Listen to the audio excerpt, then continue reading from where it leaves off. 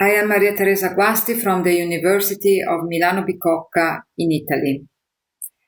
So, I would like to answer the first question. What advice would you give to someone starting out on linguistic research? So, my advice would to have a solid background in language comparison, and to use this background to carry out cross-linguistic language acquisition research. From my 2002 to my 2017 book on language acquisition, a great leap has been done in this direction, and this is reflected in my book.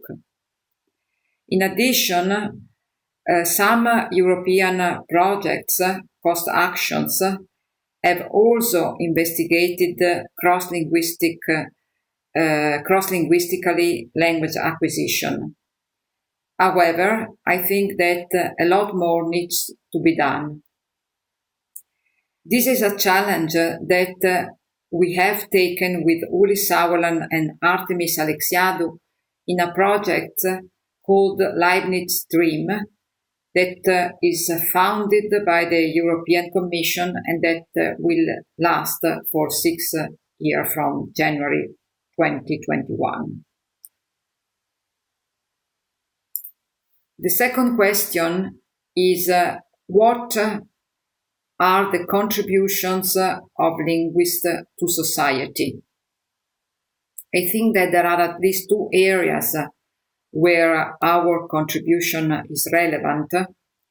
One is the area of language impairment, both in adults and children, where a linguist could contribute in establishing which is the linguistic profile of a given person.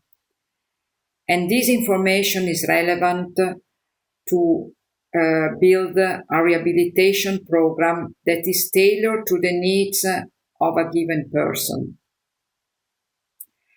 The second area is the area of educational linguistics, where a linguist could help in designing programs to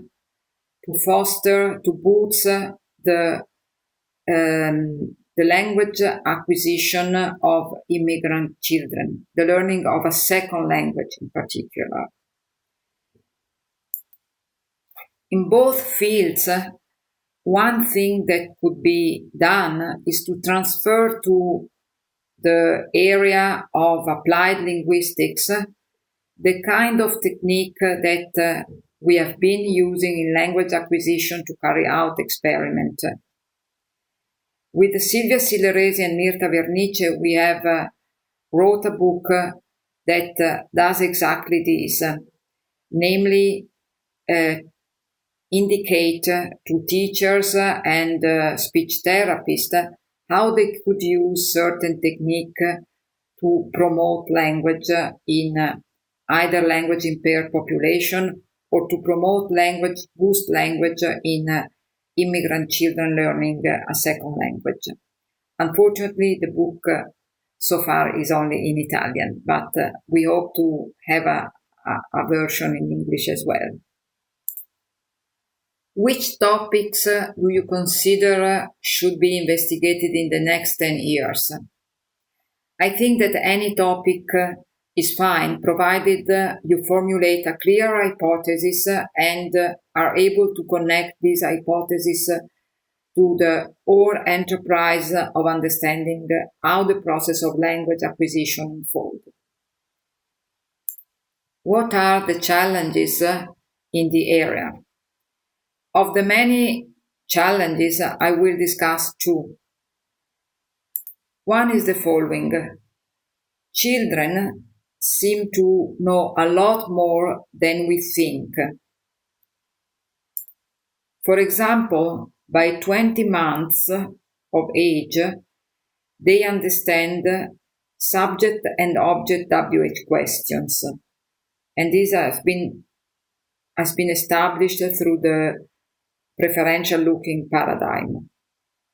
However, if you look at the comprehension of questions particularly which questions at the age of 5 and 6, you still find asymmetries between comprehension of subject and object WH question. So how can we conceptualize these? Is just a matter of experimental techniques or there is something more? This is also connected to the findings that comprehension and production do not always align, and sometimes one is more advanced than the other. What does this mean?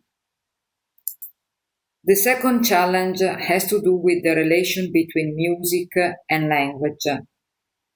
Both music and language are two abilities that are unique to humans.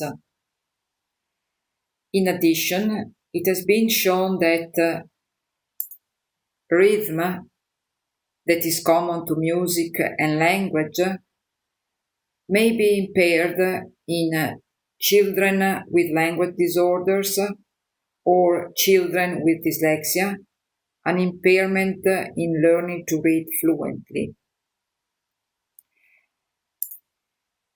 In a recent paper with Elena Pagliarini, we have proposed a new hypothesis concerning dyslexia that explain this relation between language and music.